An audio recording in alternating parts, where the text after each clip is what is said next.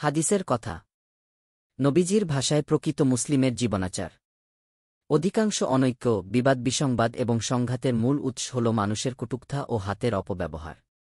ইসলাম এ বাস্তবতাকে অত্যন্ত সূক্ষ্মভাবে উপলব্ধি করেছে এবং মুসলমানের পরিচয়কে কেবল নাম বা আনুষ্ঠানিকতায় সীমাবদ্ধ না রেখে বাস্তব আচরণে প্রতিফলিত করার শিক্ষা দিয়েছে।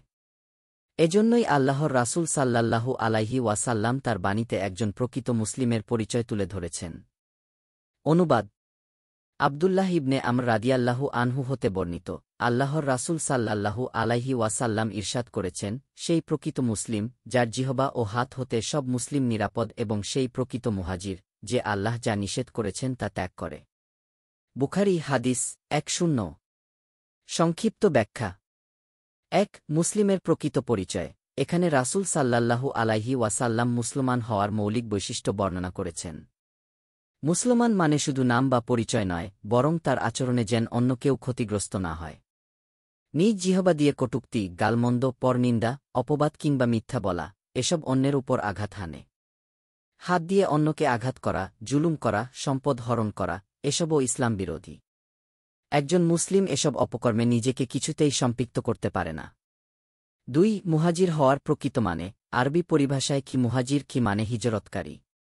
সাহাবায়ে কেরাম মক্কা থেকে মদিনায় হিজরত করেছিলেন আল্লাহর দ্বীনের জন্য।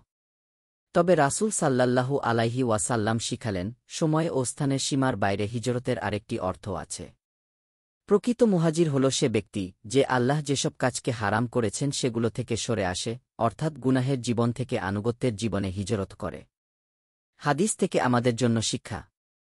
মুসলিম হওয়ার মানে হল আমাদের আচার-আচরণে অন্যরা শান্তি ও নিরাপত্তা পাবে। যদি আমার কথা ও কাজের কারণে মানুষ ক্ষতিগ্রস্ত হয়, তবে আমার ইসলাম দুর্বল ও ত্রুটিপূর্ণ। শুধু নামের মুসলিম হওয়া যথেষ্ট নয়, বাস্তবে আচরণে মুসলিম হতে হবে। ইসলামে প্রকৃত উন্নতি হল পাপ থেকে দূরে থাকা, হারামকে ত্যাগ করা এবং আল্লাহর হুকুম মানা। বর্তমান প্রেক্ষাপটে হাদিসটির প্রয়োগ। ১. সামাজিক জীবন। পরিবার, প্রতিবেশী, সহকর্মী সবার সঙ্গে এমন ব্যবহার করা উচিত যাতে আমাদের জিহবা ও হাতের কারণে তারা ক্ষতিগ্রস্ত না হন। ফেসবুক, সোশ্যাল মিডিয়াতেও এ হাদিস প্রযোজ্য। সেখানে মিথ্যা, গালাগালি বা কটূক্তি করা জিহবার অপব্যবহারের শামিল।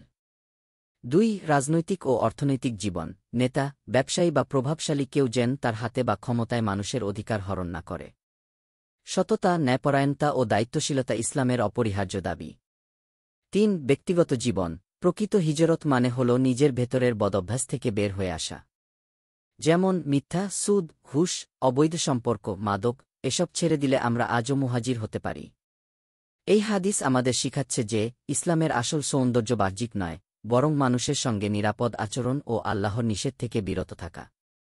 তাই মুসলিমের প্রকৃত রূপ হবে শান্তিপ্রিয়, সদাচারী ও গুনাহ থেকে দূরে থাকা এক মানবিক জীবন। দিন প্রচারের উদ্দেশ্যে ভিডিওটি শেয়ার করুন। লাইক, কমেন্ট, ফলো এবং চ্যানেলটি সাবস্ক্রাইব করে পাশে থাকবেন। মহান আল্লাহ আপনাকে উত্তম যা দান করুক। আমিন।